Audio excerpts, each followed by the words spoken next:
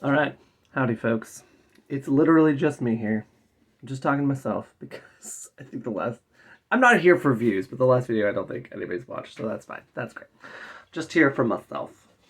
Because did you know that when you teach something, you are more likely to retain it? And when I pretend like I am talking to a group of students, because I also am a teacher, I feel like I am right. I'm preparing my little like 2 minute lesson and preparing to provide it here in a public space where people might actually see it. So it needs to be better than just me like kind of talking about it in my head, or more thorough, I might say. Anyway, so welcome to another study sesh for the National Clinical Mental Health Counselor exam. That's what I'm getting ready for. I've not set my date yet. Maybe you know this story already if you've joined me. But I failed my first attempt, so I was like, well, I really need to know my stuff better. Diagnostic isn't usually really hard for me, but that's out of the context of the test. Within the test and their case studies, your bruh is having a harder time. So when I'm doing the case studies on the one thing that I'm using, the test.com, it's not my strong point. So today we are looking at binge eating specifically. I just kind of flipped through the DSM and was like, hey, what do I want to learn a little bit more about? What do I want to dive into and share with the world? Okay, so binge eating. We hear this word a lot. Maybe you agree. We hear the word like, I binge watched that show over the weekend. Oh man, I just binged it. We hear this word a lot, and in a different kind of arena, I'm always concerned about the implications of words and when they begin to be watered down. And that, like, we normalize the idea of perhaps the intake of, I don't know, like with television, the intake of, 10 hours of television in one stint. And you might be like, gosh, Slade, ow, really hurting me. But like, why? Why do we do that? And why is that okay? I've heard mental health professionals on the radio say things like, yeah, just totally veg out. And I'm like, that is not being mindful. I'm from the mindfulness school. I'm from the place of really being within the self and being mindful of what we're doing and why we're doing it and when we're doing it. And is it really contributing to ourselves and to society? Is it providing beauty and wonder and goodness in the world? I'm just not sure the word binge is helping us do that. So we're going to look at binge eating here for the next just maybe 2 minutes here or so. Okay, there's a couple criteria that we all need to be aware of when we're talking about binge eating.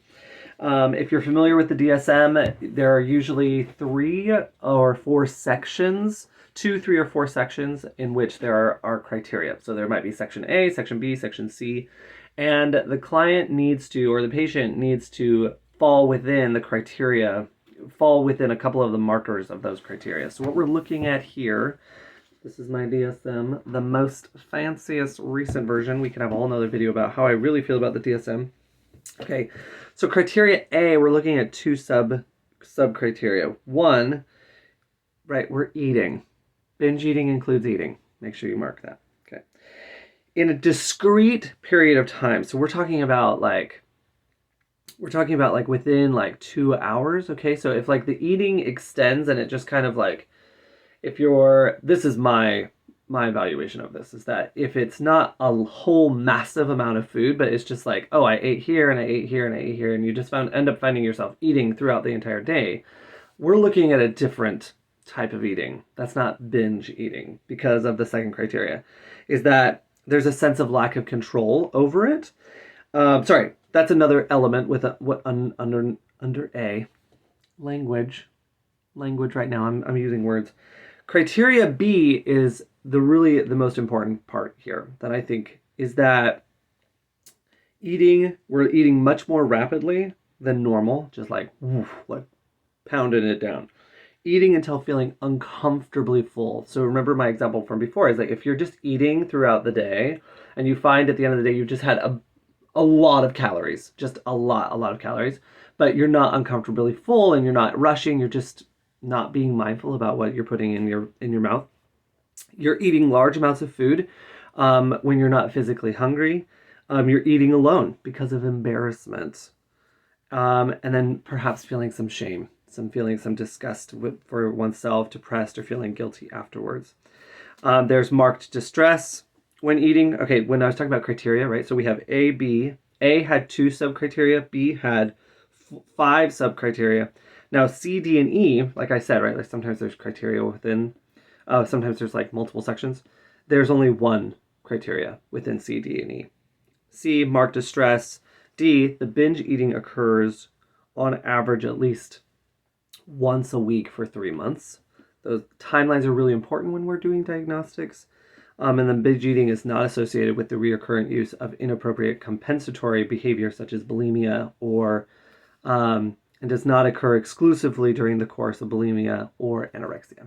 Okay, if you do not know what those are, maybe we'll talk about them another time or go look them up. Bulimia, anorexia. Okay, so then there's some specifiers, but we're not going to go into that. I wanted to, here in summary, keywords: time, excessive, and feelings. Binge eating happens usually in a discrete, a short, like a very specific amount of time, usually within like a 2-hour period, that it's excessive. The word that they use here, which is really interesting, eating an amount of food that is definitely larger. Don't you just love how like medicine is really subjective, but definitely larger. So I like that. That's just going to depend. That's going to depend on, is this person an athlete? Is this person, and we're going to talk a little bit about like co-occurrence here in just a minute, but it's really being sensitive about and talking with the client and saying, do you usually eat that much? Talking with a nutritionist or with a doctor and saying, we're trying to get a sense of like, is this an excessive amount of food? Looking at, caloric intake, things like that, right? I'm not a nutritionist, so I would refer out, or I'd collaborate with those professionals. Okay, and then feelings. I think the feeling part is so important. Is that when you have this individual,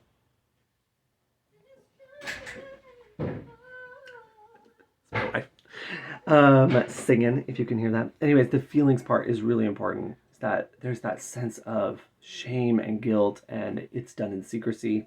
I think that part is super important. All right, last couple thoughts here. I know you might be like, Slate, these take forever, but remember, it's for my learning. If you join me and you're here this long, I'm just grateful you're here. Okay, what is it not? What is this? What is binge eating? What is it not? It's not snacking throughout the day. I just talked about that. It's not necessarily associated with holidays. I think sometimes we think like, oh my gosh, I've eaten so much and I'm so full and I just can't move. It's not necessarily, right? Like, this is something that needs to be present multiple times a week and for at least 3 months, right? So if it's like holiday season and you just find yourself eating a lot, and at the end of it, you're like, oh yeah, I've just kind of gone back to normal. Or maybe you didn't. We have to talk about that.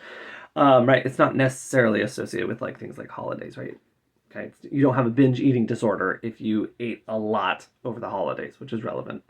Now let's talk about just briefly its relationship with obesity. Okay, obesity can be a comorbid diagnosis, but here's some interesting news: that obesity can exist without binge eating, and binge eating can exist without obesity. Right? That you can experience this binge eating disorder and not perhaps experience morbid obesity. Good news is that individuals who experience binge eating disorder and perhaps have come to a place where their weight is unhealthy, very unhealthy, that according to the research, according to the DSM, is that those who have a binge eating disorder, that they experience more success in recovering from that binge eating disorder. I think that's my last on that. I want to be really sensitive about that because I know that food and weight and how we manage our weight and our sense of self, those are really sensitive topics. So I just want to make sure I'm not just like rambling on and I'm saying things, okay? So when I'm saying like there's good news inside of there, I think that my hope too is that there's good news for anybody who's experiencing a part of themselves that they don't like or that they don't feel like is healthy. So I just want to be really careful of that, right? That I'm not just like railroading or saying things without thinking.